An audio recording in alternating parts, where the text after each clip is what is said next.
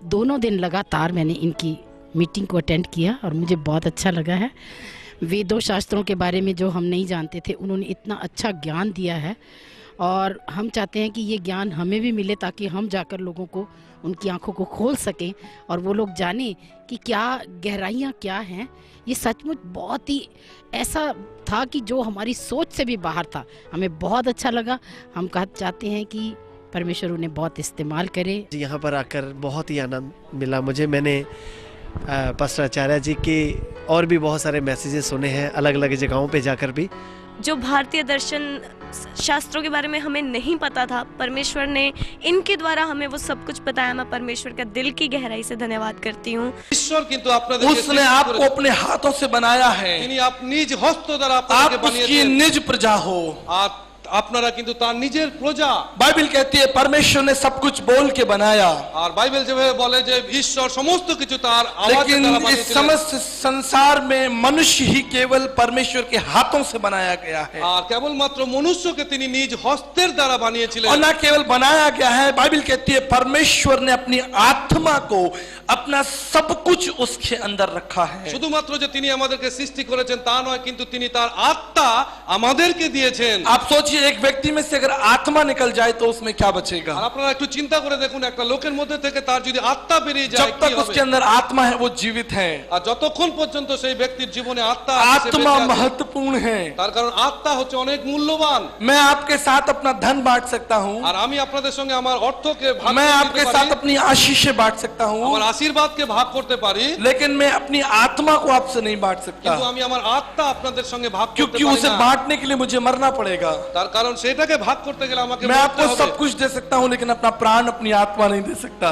আর আমি আমার সর্বস্ব আপনাদেরকে দিতে পারি, কিন্তু আমি আমার প্রাণ এবং আত্মা দিতে পারি না। संदर्भ यह है कि आत्मा का मूल्य बहुत है। আর आत्मा का मूल्य बहुत তার है। কারণে আত্মার মূল্য কিন্তু প্রচুর। और बाइबल कहती है परमेश्वर ने वो मूल्यवान चीज हमें दी है। আর বাইবেল যেভাবে বলে যে ঈশ্বর সেই মূল্যবান জিনিস আমাদেরকে দিয়েছেন। परमेश्वर का वचन बाइबल कहती है जहां तेरा धन होगा वहां तेरा मन होगा। আর ঈশ্বরের বাক্য বাইবেল বলে যেখানে তোমার ধন সেখানেই তোমার মন।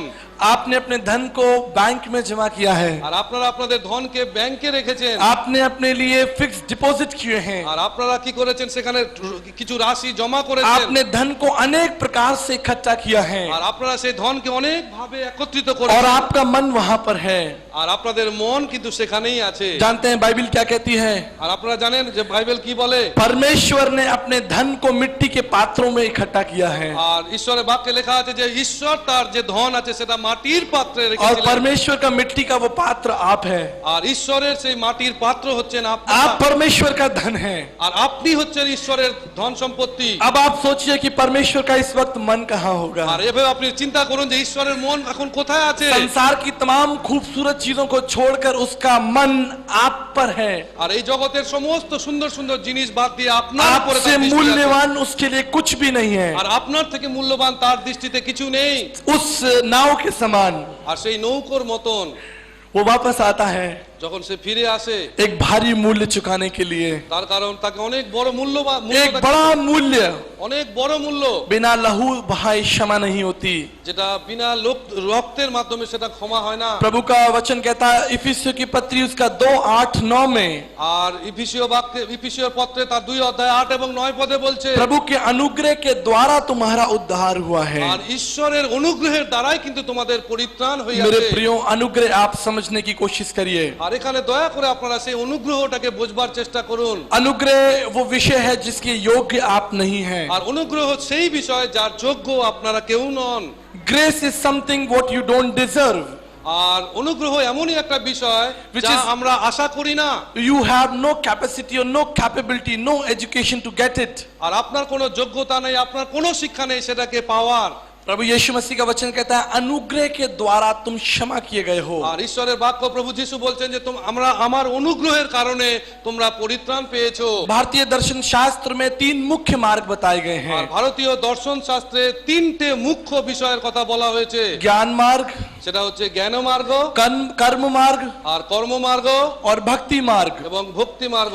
और भारतीय दर्शन के अनुसार इन तीनों ही मार्गों के द्वारा आप परमेश्वर तक नहीं पहुंच सकते। আর ভারতীয় দর্শন শাস্ত্রে যে তিনটে মার্গের কথা বলা হয়েছে সেই অনুসারে আপনারা কিন্তু ঈশ্বরের কাছে পৌঁছাতে পারেন না। ये सिद्धांत है कि अगर मनुष्य प्रयास करके ईश्वर तक पहुंच जाता আর এভাবে বলা হয় যদি মানুষ নিজের প্রচেষ্টা ঈশ্বরের কাছে পৌঁছে যায় तो परमेश्वर को अपनी पीठ पर कोड़े खाने की आवश्यकता नहीं তাহলে पड़ती। সেই ঈশ্বরে তার পিঠের মধ্যে কোনো আঘাত পাওয়ার দরকার ছিল না। अगर मनुष्य अपनी बुद्धि से परमेश्वर के उद्धार को प्राप्त कर लेता तो प्रभु यीशु मसीह को अपने मुंह पर थुकवाने की आवश्यकता नहीं আজকে होती। মানুষ যদি তার মেধার বা তার বুদ্ধির কারণে যদি ঈশ্বর পর্যন্ত পৌঁছাতে পারতো তাহলে প্রভু যিশুকে নিজের মুখের উপরে থুতু নিতে হতো না। और अगर अगर धन के द्वारा आपको उद्धार मिल जाता तो प्रभु यीशु मसीह को उस भयानक मृत्यु का सामना नहीं करना पड़ता। আজকে যদি ধন সম্পদের মাধ্যমে মানুষেরা মুক্তি পেয়ে যেত তাহলে প্রভু যিশুকে সেই ভয়ানক ভয়ঙ্কর মৃত্যুকে সহ্য করতে হতো না। तुम्हें शरणम गच्छ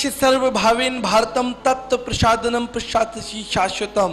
उस परमेश्वर के अनुग्रह के द्वारा ही আর সেই ঈশ্বরের অনুগ্রহের মাধ্যমেই তোমার পরিত্রাণ হতে পারে। तुम्हें उद्धार और शांति मिलेगी। আর সেখানেই তোমার পরিত্রাণ এবং তুমি শান্তি পাবে केवल केवल उस परमेश्वर के अनुग्रह के द्वारा। শুধুমাত্র সেই ঈশ্বরের অনুগ্রহের মাধ্যমে। मेरे प्रियो, आप समझते हैं कि अनुग्रह मुफ्त है। আর আপনারা এইভাবে চিন্তা করেন যে অনুগ্রহ বিনামূল্যে পাওয়া যায়। आप सोचते हैं कि इसके लिए कोई मूल्य नहीं है। আর আপনারা এইভাবে চিন্তা করে থাকেন যে অনুগ্রহের জন্য কোনো মূল্য দিতে হয় मैं না। आपको एक उदाहरण देना चाहता আর हूं, আমি আপনাদেরকে একটা উদাহরণ দিতে तब চাই आप समझ पाएंगे। তবে আপনারা বুঝতে পারবেন। आपके जन्मदिन पर जब कोई व्यक्ति उपहार लेकर आता है, আর আপনাদের যে জন্মদিন হয় সেখানে যখন একটা লোক উপহার নিয়ে আসে आपको एक सुंदर उपहार मिलता है, আর আপনারা তখন একটা সুন্দর উপহার পান, एक कीमती उपहार একটা অনেক মূল্যবান উপহার जिसके लिए आपको धन चुकाने की आवश्यकता नहीं पड़ी। যার জন্য আপনাকে কোনো খরচা করতে হয়নি। लेकिन क्या ये मुफ्त था? আর এটা কি বিনামূল্যেই পাওয়া গেছে? इसके लिए आपने मूल्य नहीं चुकाया, परंतु देने वाले ने मूल्य चुकाया है। কিন্তু এর জন্য আপনাকে কোনো কিছু খরচ করতে হয়নি, কিন্তু যে দাতা ছিলেন তাকে কিন্তু মূল্য দিতে হয়েছে। अनुग्रह कुछ इस तरह से ही है। আর অনুগ্রহ বিষয়টা সেই রকমই।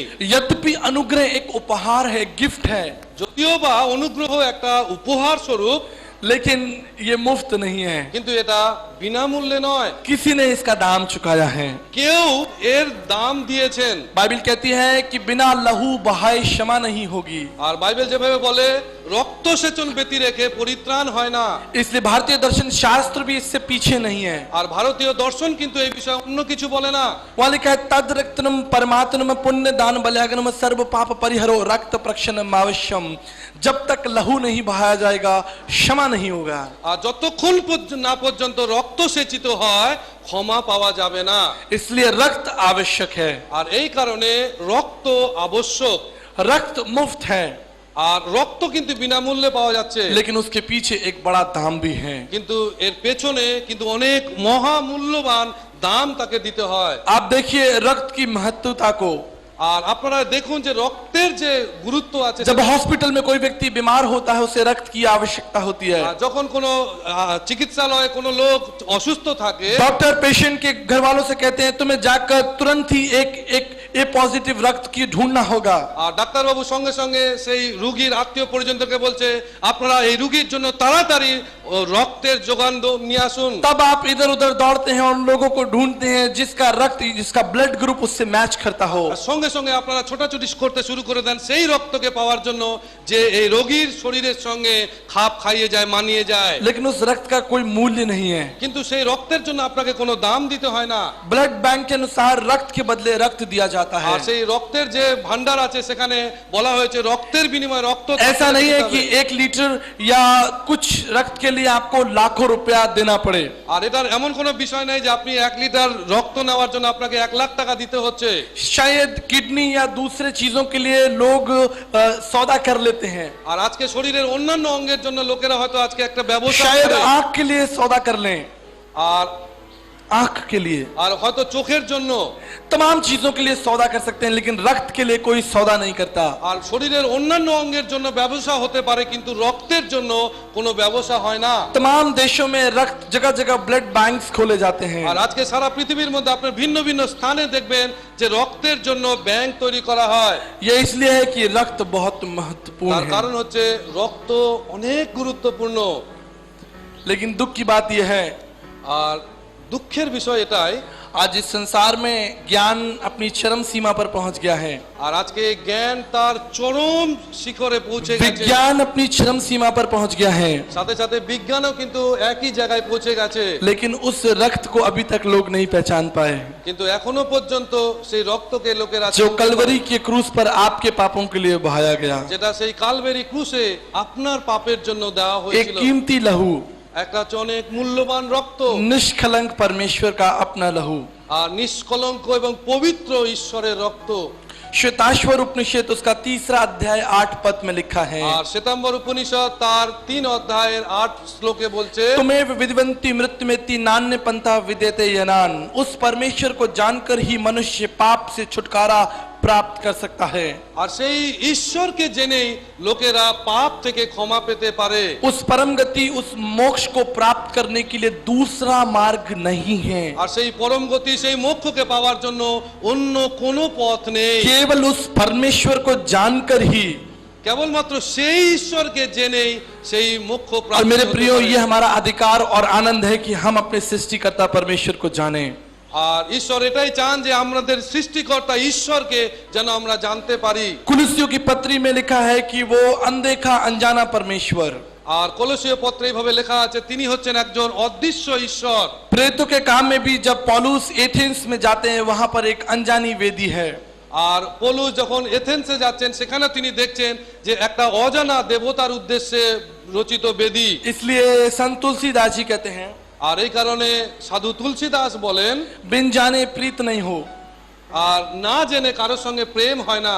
जिसको आप जानते नहीं उसको आप प्रेम नहीं कर सकते। আর আপনি যাকে জানেন না তাকে প্রেমও করতে পারেন না। और भक्ति प्रेम करना ही तो है। আর ভক্তি কথার অর্থ হচ্ছে প্রেম করা। जब आप प्रेम करते हैं, भक्ति करते हैं, इसका मतलब आप परमेश्वर से प्रेम करते हैं। আর যখন আপনি প্রেম বা ভক্তি করছেন তখন আপনি ঈশ্বরকে ভালোবাসছেন। लेकिन प्रश्न यही है, परमेश्वर कौन है? কিন্তু প্রশ্ন হলো এটা যে সেই ঈশ্বর কে। प्रभु ने कहा, जिसने मुझे देखा है उसने पिता को देखा है। আর বাক্যে লেখা আছে, প্রভু বলছেন যে আমাকে দেখেছে সে পিতাকে দেখেছে। ये एक बहुत बड़ी बात है। কিন্তু এটা অনেক বড় একটা উক্তি। अनंत जीवन यह है कि वो सच्चे परमेश्वर, एकमात्र सच्चे परमेश्वर अर्थात मसीह यीशु को जाने। আর পরিত্রাণ তখনই সম্ভব হচ্ছে যে কেবলমাত্র একজন ঈশ্বরকে জানে, সেটা হচ্ছে প্রভু যীশু স্বয়ং। आज हमारे देश में तमाम लोग, আর আজকে আমাদের দেশে অনেক লোকেরা, मैत्री उपनिषद उसका 2:22, আর मैत्री उपनिषद, আর মৈত্রী উপনিষদ তার 2 অধ্যায়ের 22তম শ্লোকে বলছে, यहाँ पर लिखा है, पेड़ की छाया में बैठकर আর গাছের ছায়াতে বসে और आप एक फल को देख रहे हैं, আর যদি আপনারা কোনো একটা ফলের দিকে দৃষ্টি করেন, आप एक सुंदर फल को देख रहे हैं, আপনি একটা সুন্দর একটা ফলকে দেখছেন, लेकिन वो आपके किसी लायक योग्य नहीं है जब तक आप उसको ग्रहण ना करें। আর আপনি ততক্ষণই যোগ্য হবেন না যতক্ষণ পর্যন্ত সেটাকে আপনি গ্রহণ করছেন। उस फल को देखने से आपका पेट नहीं भरेगा, আর আপনি সেই ফলটাকে দেখেই কিন্তু আপনার উদর পূর্তি হবে না, आपको उसे ग्रहण करना पड़ेगा। আর আপনাকে সেটাকে গ্রহণ করতে प्रभु হবে। यीशु मसीह ने कहा, আর प्रभु यीशु मसीह ने कहा, আর প্রভু যিশু বলছেন, जितनों ने मुझे ग्रहण किया আর যতজন আমাকে গ্রহণ করেছে उनको परमेश्वर के पुत्र और पुत्री होने का अधिकार मिला। আর তাদেরকে তিনি ঈশ্বরের সন্তান হবার অধিকার দিয়েছেন। देखने और सोचने वालों को नहीं, আর যে দেখে এবং যে চিন্তা করে তাদেরকে নন, उसके ऊपर आरोप और प्रत्यारोपण करने वाले नहीं, আর তাদের উপরে দোষ এবং দোষ দেওয়ার যে আত্মা আছে তাদেরকে यीशु নয়। मसीह के ऊपर प्रश्न उठाने वाले नहीं, আর প্রভু যিশুর বিষয়ে যে প্রশ্ন তোলে তাদেরকে নয়, लेकिन उसको ग्रहण करने वाले ही उसके पुत्र पुत्रियां कहलाए हैं। কিন্তু যারা যারা তাকে গ্রহণ করে তারাই কেবলমাত্র ঈশ্বরের সন্তান उसमें হয়। से बहुत से लोग आप भी हैं। আর তাদের মধ্যে থেকে আপনারাও কিন্তু আছেন। इसलिए कल मैं आपको बता रहा था, আর এই জন্য গতকাল আমি বলছিলাম, जब अदन की वाटिका में आदम और हव्वा ने पाप किया, আর যখন সেই ঈদন উদ্যানে আদম এবং হওয়া পাপ করেছিল, वहां पर एक चीज महत्वपूर्ण देखने को मिलती है। আর সেখানে একটা জিনিস অনেকই গুরুত্বপূর্ণ, पाप के बाद में क्षमा नहीं मांगी गई। সেখানে তারা পাপ করার পরে ক্ষমা চায়নি। क्षमा क्या होती है? ক্ষমা কি? शायद आदम और हवा को पता भी नहीं था। হয়তো আদম এবং হওয়ার এই বিষয়ে কোনো क्षमा मांगी कैसे जाए, আর ক্ষমা কিভাবে চাইতে क्षमा হয়? होता क्या है? আর ক্ষমা কি?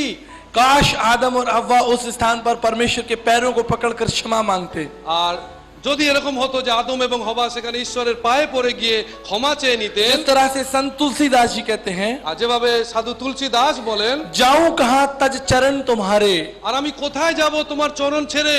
अगर आदम और हवा परमेश्वर के पैरों को पकड़ लेते আর যদি আদম এবং হওয়া সেই ঈশ্বরের পা ধরে নিতেন और परमेश्वर उनको क्षमा कर देता, আর ঈশ্বর যদি তাদেরকে ক্ষমা করে দিতেন, क्षमा नहीं मांगी गई তারা কিন্তু ক্ষমা চায়নি। और अनाज्ञाकारिता के कारण पाप इस संसार में आ गया। আর অনাজ্ঞাবহতার কারণে কিন্তু এই জগতে পাপ প্রবেশ করলো। इसलिए ऋग्वेद उसका 10वां मंडल আর ঋগ্বেদ তার দশম মণ্ডলীতে বলছে 133:6 पद के अनुसार, আর 133 তার 6 শ্লোক অনুসারে, परमेश्वर आप हमें पाप से स्वतंत्र कीजिए।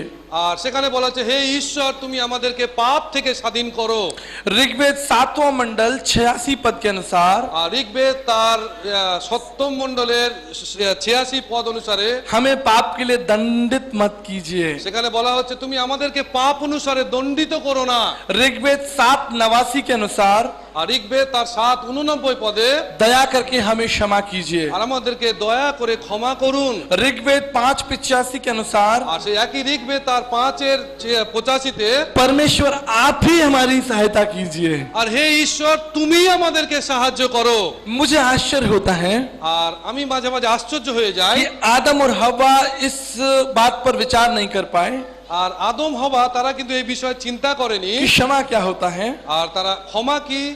लेकिन क्षमा की एक सुंदर परिभाषा को भारतीय दर्शन शास्त्र में सुंदर तरीके से लिखा गया है। কিন্তু ভারতীয় দর্শন শাস্ত্রে সেই ক্ষমার বিষয়ে খুব সুন্দরভাবে ব্যাখ্যা করা হয়েছে। इसलिए कुलिस्सियों की पत्री में लिखा है, আর এই কারণে কলোসীয় পত্রে লেখা হয়েছে उसी ने हमें अंधकार के वश से छुड़ाकर राज्य में प्रवेश कराया है। আর সেখানে তিনি বলছেন তিনি আমাদেরকে অন্ধকারের সেই বন্ধন দশা থেকে মুক্ত করে। उसी ने यानी परमेश्वर ने, আর সেখানে উনি এর অর্থ হচ্ছে সেই ঈশ্বর। कोई मनुष्य हमें अंधकार से छुड़ाकर राज्य में प्रवेश नहीं करा सकता। আর কোন মানুষ কিন্তু আমাদেরকে সেই অন্ধকারের রাজ্য থেকে মুক্তি দিতে পারে না। आपका गुरु, आपका पीर, आपका पैगंबर, सन्यासी, ऋषि, तत्वदर्शी, ज्ञानी आपको परमेश्वर के राज्य में नहीं ले जा सकते। আর আজকে আপনার কোনো গুরু বা আপনার কোনো জ্ঞাতি গোষ্ঠী বা কোনো জ্ঞাতি আপনাকে পাপ থেকে ছুটকারা দিতে পারে না। क्योंकि आप मेरे घर में मेरी परमिशन के बिना एंटर नहीं कर सकते। তার কারণ আমার বাড়িতে আপনি বিনা অনুমতিতে প্রবেশ করতে পারেন क्या না। आप मेरे बिना अनुमति के मेरे घर में प्रवेश कर सकते हैं?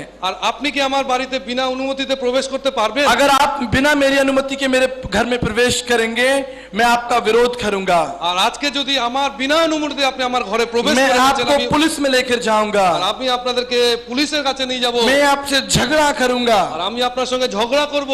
मेरे प्रियो, আমার বন্ধু, परमेश्वर के राज्य में आप प्रवेश नहीं कर सकते আর ঈশ্বরের রাজ্য কিন্তু আপনি প্রবেশ করতে जब পারেন तक परमेश्वर ना चाहे।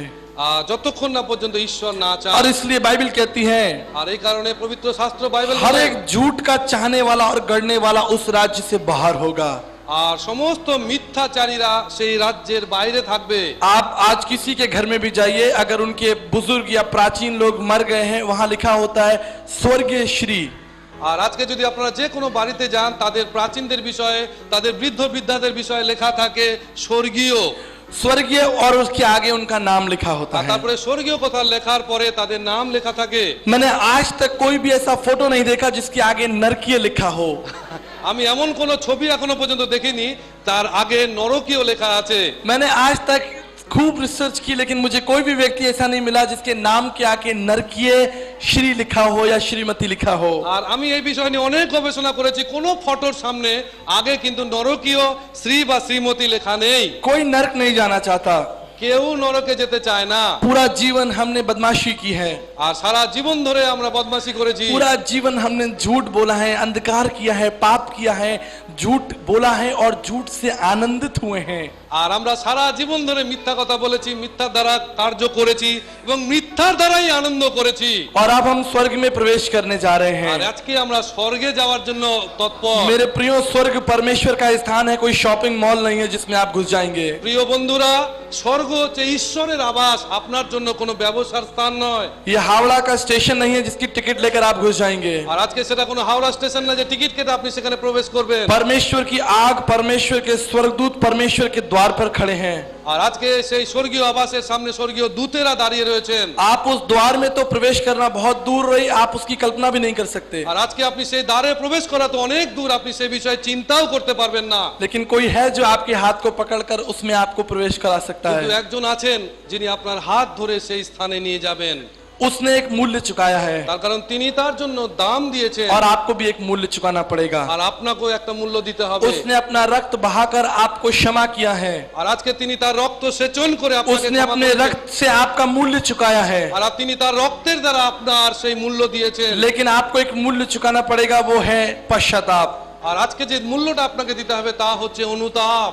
ये कुछ इस तरह से है, আর এটা এইভাবে বলে, अगर आप जेल में बंद हैं আর আজকে যদি আপনি কোনো কারাগারে অধীন और আছেন, मैं आपकी बेल करा दूं আর আজকে যদি আপনাদের জামিন আমি করিয়ে দিচ্ছি, और फिर भी आप जेल से बाहर नहीं आना चाहते, আর তা সত্ত্বেও যদি আপনি সেই आप কারাগার वहीं থেকে जेल বাইরে में ही আসেন, रहना चाहते हैं, আর আপনি যদি কারাগারেই থাকতে চান, तो मेरा वो धन या जो बेल मैंने दी है वो नष्ट हो गया। আর তার জামিন নেওয়ার জন্য যে অর্থ আমি খরচ করেছি সেটা इसलिए তাহলে बाइबल आपको অর্থহীন। एक अवसर देती है আর এই কারণে বাইবেল আপনাদের একটা সুযোগ कि দেয়, आप उस नरक से निकल कर आइए। আর আপনি সেই নরক থেকে বের হয়ে আসুন। और उस नरक से निकालने के लिए परमेश्वर ने बेल दे दी है।